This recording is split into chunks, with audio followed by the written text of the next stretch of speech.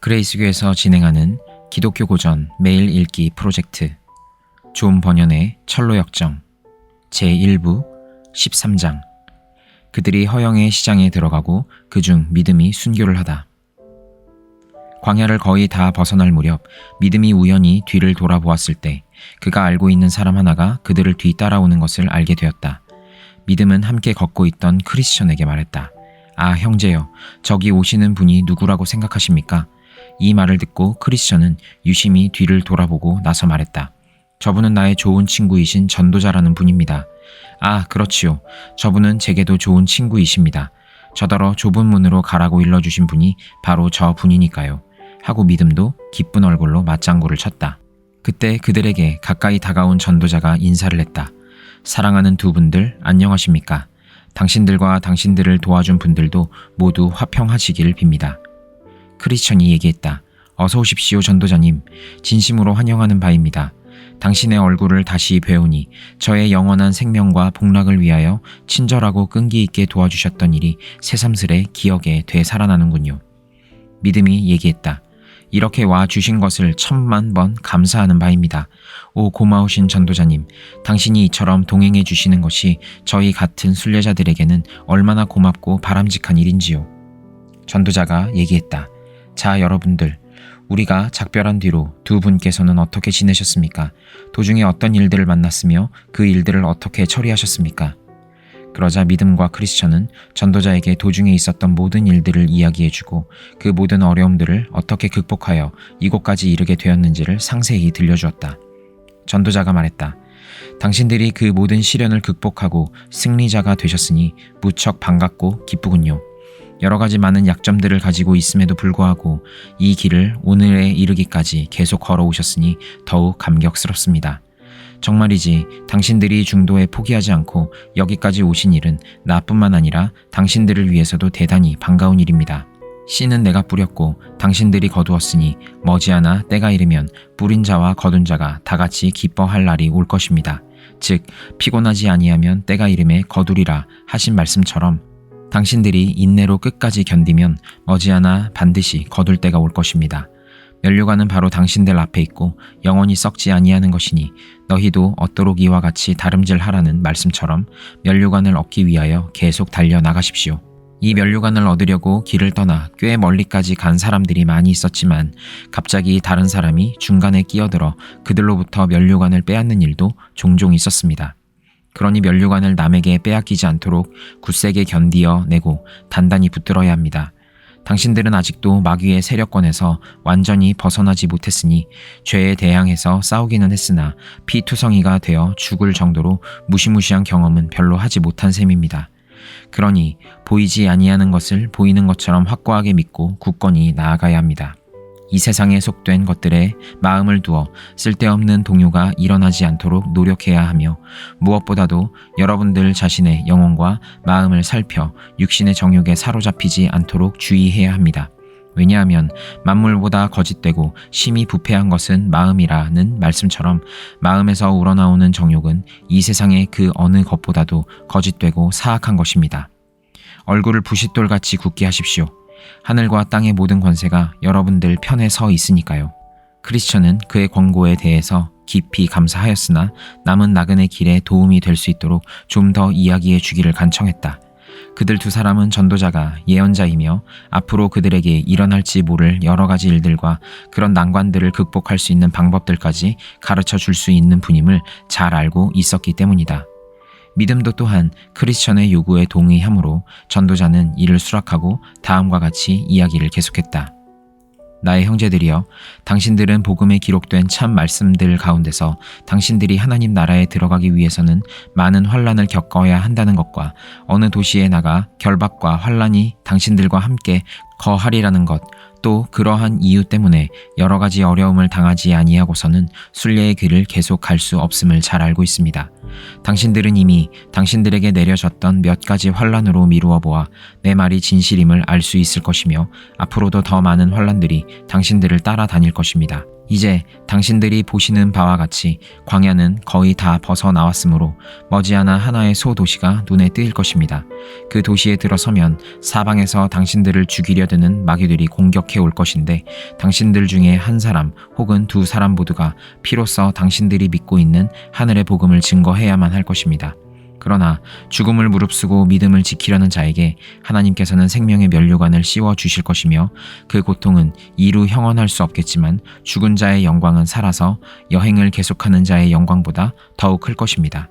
왜냐하면 그는 산 자보다 먼저 천국에 도착할 수 있을 뿐 아니라 살아남아서 계속 길을 가는 도중에 만나게 될 여러 가지 고통에서 벗어날 수 있기 때문입니다. 그러나 이제 당신들이 그 도시에 들어서게 되면 내가 여기서 말씀드린 일들이 이루어짐을 알게 될 터이니 내가 한 말을 명심하고 사내답게 용감히 행할 것이며 당신들의 영혼을 하나님 곧 신실하신 조물주께 의탁하시기 바랍니다. 나는 꿈에서 그들이 광야를 벗어나자마자 금세 하나의 마을이 나타나는 것을 보았는데 그 마을의 이름은 허영이었으며 그 마을에는 허영의 시장이 열리고 있었다. 이 시장은 연중 계속 열리는 시장이었는데 이 시장이 열리고 있는 마을 자체가 허영보다도 더 경박한 곳일 뿐만 아니라 사고 팔리는 많은 물건들이나 모여드는 사람들조차도 모두 허영에 가득 차 있었다. 어떤 현자의 말대로 장래일은 다 헛되도다. 그런데 이 시장은 요즘에 새로 열린 시장이 아니고 오래전부터 존속해 오던 시장인데 그 기원을 설명하면 이렇다. 약 5,000년 전에 지금처럼 정직하고 경건한 순례자들이 있었다. 이것을 본 바알세불과 아볼로온, 군대 등 새 악마와 그들의 동료들은 순례자들이 천국을 향하여 가고 있는 길이 이 허영의 도시를 통과한다는 사실을 알아채고는 이 허영의 도시 안에다 온갖 종류의 허영을 사고 파는 시장을 세워놓고 연중무휴로 장을 열기로 했다. 그리하여 이 시장에서는 이런 것들이 팔렸다. 집, 토지, 명당자리, 무역물자들, 직위, 명예, 승급, 귀족 칭호들, 국가들, 왕국, 욕정, 향락 등등이 거래되고 또한 모든 종류의 쾌락을 위하여 매춘부들, 포주들, 아내, 남편, 아이들, 주인, 하인, 생명, 피, 육체, 영혼, 은, 금, 진주를 비롯한 각종 보석 등등 온갖 것들이 다 있었다. 게다가 이 시장에는 언제나 마술사들, 사기꾼들, 도박꾼들, 바보들, 악한들, 불량배들 등 온갖 종류의 쾌락과 악에 젖은 사람들이 술렁거리고 있었다. 또한 도둑질, 살인, 간통, 거짓 맹세, 피 묻은 것들 등 무시무시한 것들을 언제든지 무료로 구경할 수 있었다. 그리고 임시로 열리는 다른 장터들처럼 이 시장에도 같은 종류의 물건들이 팔리는 몇 가지 특별 구역과 거리들로 분류되어 제각기 특유의 이름의 광장들, 거리들, 골목들이 늘어서 있었으므로 이런 곳으로 가면 자신이 원하는 물건들을 쉽사리 발견할 수 있었다. 이쪽으로 영국 거리, 프랑스 거리, 이탈리아 거리, 스페인 거리, 독일 거리 등이 자리 잡고 있어 제각기 그 나라 특유의 많은 사치품들과 허영을 살 수 있었다. 그런데 다른 시장들에서 뭔가 한두 가지의 상품이 시장 전체의 주요한 거래 상품이 되는 것과 마찬가지로 이 시장에서도 로마의 허영과 상품들이 크게 진출하여 큰 인기를 차지하고 있었는데 단지 영국인들과 그 밖의 몇몇 사람들만이 로마 제품에 대한 혐오감을 가지고 있었다. 앞에서 이미 말한 것처럼 천국으로 가는 길은 허영의 상품으로 가득 찬 이 도시를 통과하게 되어 있었으므로 천국을 향하여 가는 사람이 이 거리를 거쳐 가지 않으려 할 때에는 세상 밖으로 나가는 수밖에 없었다. 만왕의 왕이신 예수께서도 자신의 나라인 천국으로 가실 때 도시를 지나가셨는데 때마침 장이 성대하게 열리고 있는 판이었다. 내가 생각하건대 이 도시의 주인인 바알세불은 예수를 유혹하여 온갖 허영을 사도록 권고하였고 만일 예수께서 이 거리를 지나가시면서 그 마귀의 권고를 존중하여 따랐더라면 마귀는 그를 허영의 거리의 주인으로 삼았을 것이다. 예수께서는 존경받으실 만한 귀한 분이었으므로 바알세불은 예수를 이 거리 저 거리로 데리고 다니며 잠깐 동안에 이 세상의 모든 왕국들을 보여주면서 어떻게 하면 이 축복받은 사람을 유혹하여 시장에 널려있는 허영을 흥정하고 살 수 있게 만들 수 있을까 궁리했다.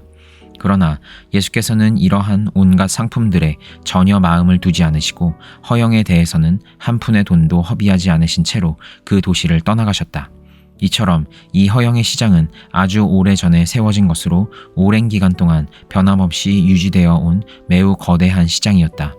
그리하여 이들 두 순례자들도 이미 말했듯이 이 도시를 반드시 통과해야만 하였으므로 시내에 발을 들여놓았다.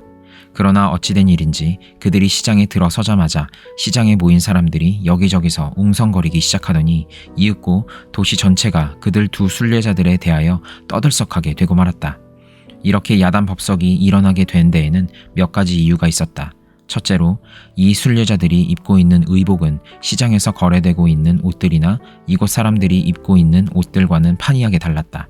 그리하여 시장에 모여있는 사람들은 이상한 눈초리로 두 사람을 훑어보면서 덜어는 그들을 보고 바보니 미친놈이니 이방인들이니 하면서 욕을 하고 놀려대는 것이었다. 둘째로 그곳에 모인 사람들은 두 순례자의 의복뿐만 아니라 말씨까지도 이상하게 여기는 것이었다. 그들은 당연히 모국어인 가나안 말을 쓰기 때문에 이 시장에서 그들이 말하는 것을 이해할 수 있는 사람은 거의 없었다. 이 시장의 주민들은 세상의 사람들이었으므로 순례자들이 시장의 이쪽 끝에서 저쪽 끝에 이르기까지 그들을 마치 야만인들처럼 보는 것이었다. 셋째로 시장의 상인들이 이 두 순례자를 불쾌하게 여긴 까닭은 이들이 시장에 쌓인 온갖 허영의 물건들을 경시하여 조금도 거들떠보지 않았기 때문이었다. 상인들이 좀 물건을 팔아달라고 그들을 부르기라도 하면 순례자들은 두 손으로 귀를 틀어막고 내 눈을 돌이켜 허망한 것을 보지 말게 하소서라고 부르짖으며 그들의 모든 거래와 매매는 모두 하늘나라에 있다는 표시를 하면서 하늘을 우러러 보는 것이었다. 두 순례자들의 거동을 바라보며 비웃고 있던 한 상인이 무엇을 사고자 하십니까? 하고 그들에게 말을 걸자 그들은 정색을 하고 상인을 바라보면서 우리는 진리를 구하고 있습니다 라고 대답했다. 이 대답으로 인하여 그들은 더 한층 비웃음을 사게 되었으므로 어떤 사람들은 그들을 놀리며 시비를 거는가 하면 어떤 사람들은 거친 욕을 하면서 그를 때려 눕히자고 선동하기도 했다. 마침내 일이 점점 커져서 시장 전체가 떠들썩하게 들끓고 큰 혼란과 소동이 벌어지고 말았다. 바야흐로 이러한 소식은 시장의 주인에게 알려져서 그는 곧장 가장 믿을 만한 친구들에게 위임하여 어떻게 이들 두 나그네가 시장 전체를 온통 소란하게 만들었는지 조사를 하도록 했다. 그리하여 두 순례자들은 신문을 받기 위해서 재판정으로 끌려갔고 그들 앞에 앉은 몇몇 신문관들은 그들이 어디에서 떠나 어디로 가는 길이며 이상스러운 의복을 입은 채 시장에서 어떤 일을 했는지 캐묻기 시작했다. 순례자들은 신문관들에게 자기들은 멸망의 도시를 떠나 그들의 영원한 본향인 하늘의 예루살렘을 향하여 가는 순례자들인데 이 세상에서는 낯선 이방인으로서 이 도시에 들어온 이후 주민들에게나 지상의 상인들에게 아무런 나쁜 짓도 하지 않았노라고 대답했다. 다만 혹시 상인들을 불쾌하게 한 일이 있다면 어떤 사람이 무엇을 사겠느냐고 물었을 때 단지 진리만을 구하노라고 대답한 일밖에 없으니 조용히 여행을 계속할 수 있게 해달라고 간청했다. 그러나 이들을 재판하도록 임명을 받은 신문관들은 그들의 말을 믿지 아니하고 정신병자들이 아니고서야 시장의 모든 질서와 주민들을 온통 혼란에 빠지게 할 리가 없다고 생각하는 것이었다. 그리하여 신문관들은 두 순례자들을 데려가 마구 때리고 온통 흙투성이로 만든 후 옥에 가두어 시장에 있는 모든 사람들에게 구경거리가 되게 하였다. 감옥에 갇힌 순례자들은 얼마 동안 이곳 사람들의 구경거리로서 온갖 놀림, 경멸, 분풀이, 욕설의 대상이 되었으나 이 시장의 주인은 그들이 겪는 온갖 순환들을 보면서도 그냥 웃기만 하고 있었다. 그러나 참을성 많은 두 순례자들은 온갖 경멸과 욕짓거리를 욕으로 갚지 아니하고 오히려 축복을 빌어주고 나쁜 욕설을 선한 말로 대꾸해주고 온갖 박해를 친절로 대해주었다. 그러자 시장에 있는 사람들 중 다른 사람들보다 좀 더 사려 깊고 편견이 적은 사람들은 스스로 상황을 살펴보고는 순례자들에게 계속 박해를 가하는 행동은 오히려 더 비열한 행동이라고 비난하기 시작했다. 그러자 많은 사람들이 더욱 붕괴하여 그들을 보고 옥 안에 있는 자들과 똑같이 나쁜 놈들이라고 욕을 하면서 그들도 공모자나 마찬가지이니 똑같은 처벌을 받아야 한다고 대들었다. 그러나 순례자들을 동정하는 사람들은 자신들이 보는 견해로는 두 사람의 언행이 점잖고 온건하여 어느 누구도 해칠 사람들이 아니라고 대꾸하면서 오히려 이 장터에서 물건을 파는 상인들 중에는 지금 부당하게 형벌을 받고 있는 사람들보다 더 큰 벌을 받고 옥에 갇혀야 마땅한 사람들이 얼마든지 많이 있다고 대답하였다. 이렇게 하여 옥중에 있는 순례자들은 사람들 앞에서 매우 지혜롭고 침착하게 처신하고 있는 반면에 시장 사람들은 자기네들끼리 양편으로 갈라져서 서로 욕짓거리를 하다가는 맞붙어 싸움이 시작되어 부상자까지 발생하는 소동이 일어났다. 그러자 불쌍한 두 순례자들은 다시 재판관들 앞에 끌려가서는 시장에서 지금 막 일어난 소동까지도 그들의 잘못이라는 판결을 받고 실컷 두들겨 맞고 나서 쇠사슬과 족쇄로 묶인 채 시장의 여기저기로 끌려다녔다. 시장에 모인 주민들 중에서 이 두 순례자를 옹호하여 말을 하거나 그들의 편에 서는 사람들에게 본보기로 공포를 불러일으키기 위한 것이었다. 그러나 이토록 심한 고통 중에서도 두 순례자들은 더욱 현명하고 신중하게 처신하여 그들에게 퍼부어지는 수치와 경멸을 온유함과 인내로써 받아들였다. 그리하여 주민들 중에서는 비록 반대편과 비교해 볼 때 매우 적은 숫자이기는 하지만 그들의 편에 서는 사람들의 수요가 늘어나기 시작했다.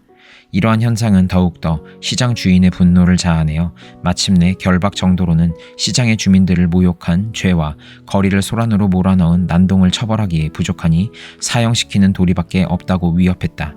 최종적으로 명령이 내려질 때까지 다시 감옥에 가두라는 지시가 내리자 그들은 감방 안으로 끌려가 쇠고랑을 차게 되었다. 그들은 여기에서 비로소 그들의 신실한 친구인 전도자가 그들에게 이야기해준 것들을 다시 기억에 떠올렸다. 이제야 전도자가 장차 이 도시에서 그들에게 일어나리라고 예언했던 것들이 치욕과 고통의 길 중에서 더욱 확실해지는 것을 깨달았다. 이러한 고통이 다 정해진 뜻이라고 믿고 그들은 서로를 위로하면서 최선을 다하리라고 다짐하는 것이었다.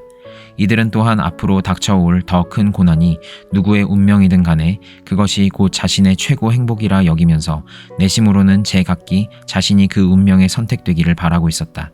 여하튼 모든 만물을 주재하시는 전지전능하신 하나님께 그들 자신을 맡긴 채 현재 처해 있는 상황에 큰 만족을 느끼면서 이곳 주인의 처분을 기다리고 있었다. 이제 곧 그들은 최후 판결을 받기 위해 다시 재판관들 앞에 불려가 신문을 받게 될 참이었다. 마침내 때가 이르자 그들은 원수들 앞으로 끌려나가 심판을 받게 되었는데 재판장 이름은 선혐오 경이었다. 고소장들은 형식적으로는 다소 차이가 있었으나 내용은 다 같은 것들이었으며 다음과 같이 기록되어 있었다. 이 피고인들은 고발자들의 원수인 동시에 그들이 경영하는 상업의 방해자들이다. 그들은 시장에 혼란을 일으키고 분열을 조장하여 고발자들의 왕이 제정한 법률을 업신여기고 경멸하며 그들 멋대로 가장 위험한 의견에 동조하는 당파를 만든 죄를 범했다고 적혀 있었다. 그때 믿음이 그들의 신문에 대하여 대답하기 시작했다. 그는 단지 지극히 높은 자보다도 더 높으신 하나님께 대적하는 자만을 대적했을 뿐이며 소동을 일으켰다고 하지만 본디 평화를 신조로 여기는 사람으로서 선동을 할 까닭이 없고 우리의 의견에 동의하는 파당을 만들었다고 하나 사람들이 다만 우리의 진실됨과 결백함을 알게 됨으로써 일어난 일이므로 그들은 단지 악에서 떠나 선을 택했을 따름이라고 대답했다. 게다가 당신네들의 왕을 경멸했다고 하지만 당신들의 왕인 바알세불은 우리 주 하나님의 원수이므로 그와 그의 신하들을 배격하지 않을 수 없습니다 하고 그는 담대히 말했다. 그러자 그들의 왕인 바알세불을 옹호하여 법정에 서 있는 피고인들을 반박하고자 하는 사람이 있으면 출두해서 증언하라는 지시가 내려졌다. 그러자 3명의 증인이 나섰는데 그들의 이름은 시기와 미신과 아첨이었다. 이들은 지금 재판정에 서 있는 피고인들을 알고 있느냐는 질문을 받은 후에 이 죄인들의 말을 반박하여 그들의 왕을 옹호하는 증언을 하도록 요청받았다. 그러자 시기가 앞으로 나와 말하기 시작했다. 재판장님, 저는 오래전부터 이 사람을 알고 있으며 이 존엄한 법정 앞에서 저는 맹세코 거짓 없는 증언을 하겠습니다. 이 사람으로 말하자면 재판장이 얘기했다. 잠깐 선서부터 하시오. 그리하여 그들은 법정에서 서약을 하고 난 뒤에 다시 말하기 시작했다. 시기가 말했다.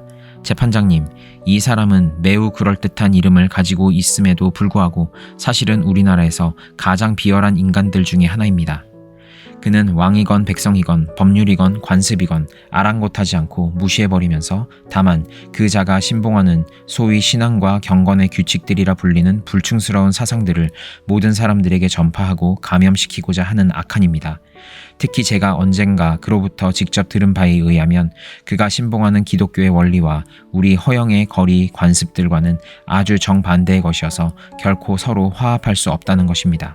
이것만 보아도 재판장님, 그는 우리가 지닌 모든 칭찬할 만한 관습들 뿐만 아니라 그것을 지키는 우리 자신마저 비난하고 정죄하고 있는 놈들입니다.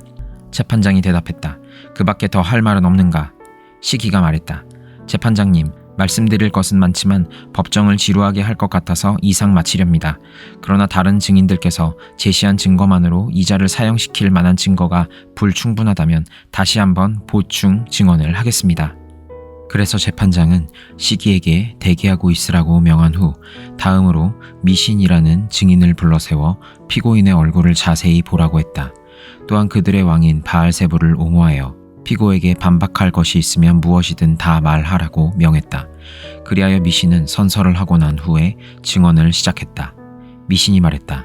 재판장님, 저는 일찍이 이 사람과 친분을 가져본 적도 없고 앞으로도 역시 사귀고 싶은 마음이 전혀 없습니다마는 그가 이 도시에 들어온 이후 요전날에 잠시 이야기를 나누어 본 결과 그는 아주 못된 녀석임을 알게 되었습니다.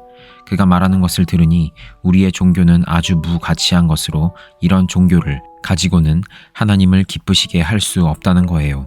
재판장님께서도 잘 아시겠지만 이자가 말한 대로라면 우리는 모두 헛되이 신을 섬기고 있으며 여전히 죄악에 빠져 있고 결국은 저주를 받아 지옥에 떨어지게 될 것입니다. 제가 말하고자 하는 점은 바로 이것입니다. 다음으로는 아첨이 선서를 했다. 그러자 재판장은 그들의 왕인 바알세불을 옹호하여 피고인에게 반박할 말이 있으면 무엇이든지 하라고 명령했다. 아첨이 말했다.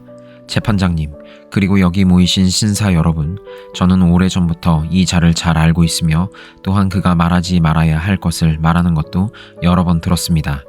그 자는 우리의 고귀한 대왕이신 바알세불을 비방하였고 그분의 존경할 만한 친구들인 옛사람경, 음란경, 사치경, 허영경, 세교경, 탐욕경 등을 비롯한 여러 귀족들을 경멸적으로 모욕하는 말을 하는가 하면 만일 도시 주민들의 생각이 자기와 일치하기만 하면 그 귀족들을 이 마을에서 더 이상 살지 못하도록 내쫓아야 한다고 말한 적도 있습니다. 뿐만 아니라 지금 이 자를 재판하기 위해 대왕께서 임명하신 재판장님까지도 하나님을 거역하는 악당이라고 비방하였고 그 밖에도 온갖 악담과 욕설을 하여 우리 마을에 사는 대부분의 귀족들을 제멋대로 비방했습니다. 아첨의 말이 끝나자 재판장은 법정에 서 있는 피고인을 가리키며 말했다. 변절자요, 이단자요, 반역자인 이 악하나, 선량하고 정직한 증인들이 너를 반박하여 불리한 증언을 하는 것을 전부 잘 들었는가? 그러자 믿음은 대답했다. 제 자신을 변호하기 위하여 몇 마디 말씀드려도 좋겠습니까? 재판장이 말했다.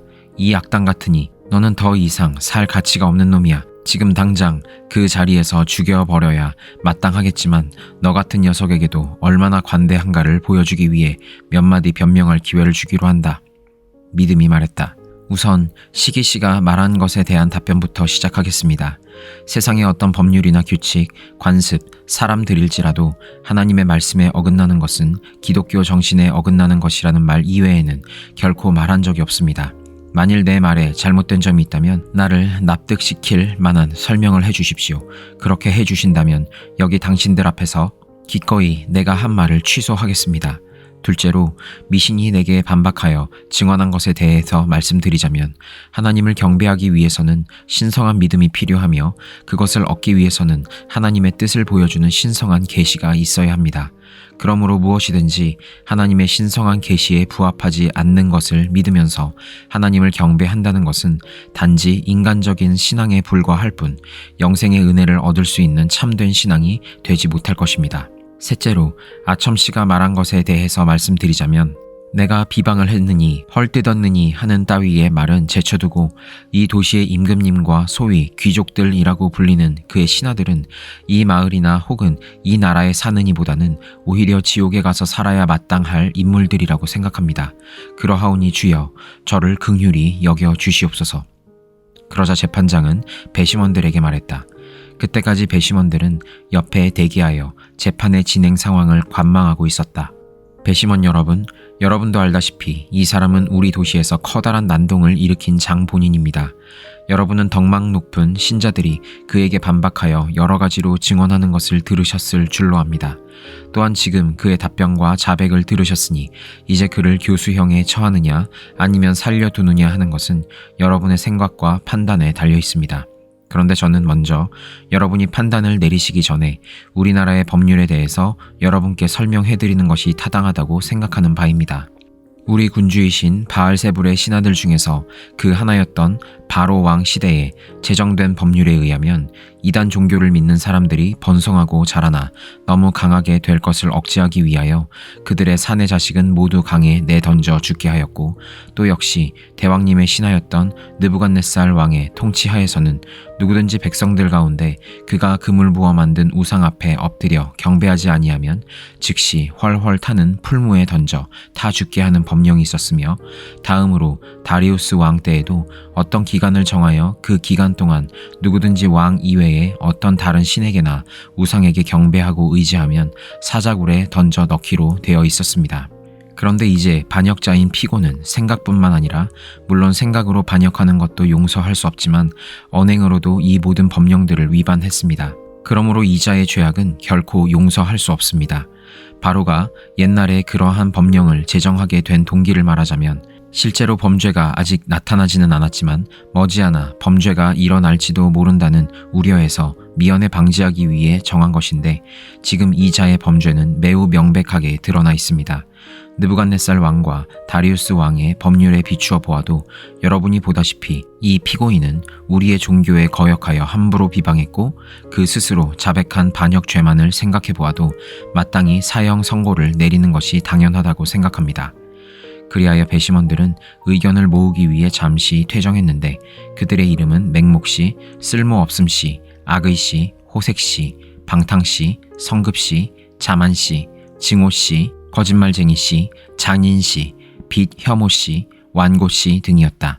그들은 이미 제각기 마음속에 피고를 반박하는 유죄 판결에 동의하고 있었으므로 얼마 후 만장일치로 유죄 판결을 결정짓고 나서 재판장에게 보고했다.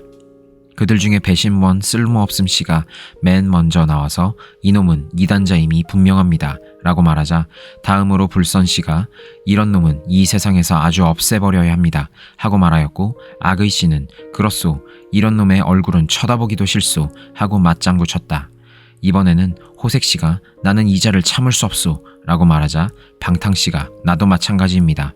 왜냐하면 그놈은 나의 언행을 언제나 비방하고 악평하기 때문이요 라고 말하였다. 드디어 성급 씨는 저놈을 교수형에 처합시다. 교수형이요 라고 외쳤고, 자만 씨는 저 빌어먹을 녀석 같으니 라고 한마디 내뱉었으며, 증오 씨는 저놈을 보기만 해도 적개심과 분노가 끓어오릅니다 하고 말하면서 얼굴이 불그락 푸르락 했다. 제각기 거짓말쟁이 씨는 저놈은 사기꾼이요 라고 말했고, 잔인 씨는 교수형에 처하는 것도 저놈에게는 과분한 일이요 라고 외쳤으며, 빚 혐오 씨는 저놈을 어서 죽여 없애버립시다 라고 흥분하는가 하면, 마지막으로 완고 씨는 이 세상 모든 물건을 다 나에게 준다고 해도 저놈과는 도대체 융화될 수 없습니다. 그러니 어서 저놈을 사형 선고에 처합시다 하고 말했다. 이렇게 해서 그들은 생각하고 말한 대로 곧 실행에 옮겼다. 그리하여 믿음은 법정에서 끌려나가 이전에 있던 감옥으로 돌아가서 일찍이 없었던 가장 참혹한 사형에 처해지는 선고를 받았다. 그들은 믿음을 감옥에서 끌어내어 그들의 법률에 따라 우선 채찍으로 매질을 가하고 나서 주먹으로 실컷 때리고, 피부를 여기저기 칼로 찌르고 돌로 치고, 다음에는 대검으로 난도질을 하고 나서 끝으로 화형 틀에 묶은 뒤에 살이 불에 타서 재가 되도록 내버려두었다. 이렇게 하여 믿음은 마침내 그의 고통스러운 종말을 맞이하게 되었다. 그런데 나는 수많은 군중들 뒤로 두 필의 말이 이끄는 마차 한 대가 그를 기다리고 있다가 그의 고통스러운 환란이 끝나자마자 곧장 그를 태워가지고 나팔 소리를 울리며 구름 사이를 헤쳐나가 지름길로 천국문에 이르는 것을 보았다. 이렇듯 믿음의 사형 집행은 즉각적으로 이루어졌으나 크리스천은 집행 유예를 받고 다시 감옥으로 보내졌다. 그곳에서 크리스천은 얼마 동안 감금되어 있었는데, 세상 만물들을 통치하고 지배하시는 하나님께서 배심원들과 관리들의 노여움을 장악하시어 결국 그는 감옥을 탈출하여 가던 길을 계속 나아갈 수 있게 되었다. 선한 믿음이여 그대는 충실하게 하나님에 대한 믿음을 세상 앞에 밝혔으니 그분의 축복이 그대와 함께 있을지어다. 믿음 없는 자들이 속세의 환락으로 인하여 지옥의 고통 속에 울부짖고 있을 때에 찬송하라 믿음이여 그대의 이름 영원히 남으리니 그들이 비록 그대를 죽였으나 그대는 오히려 참 생명을 얻었도다.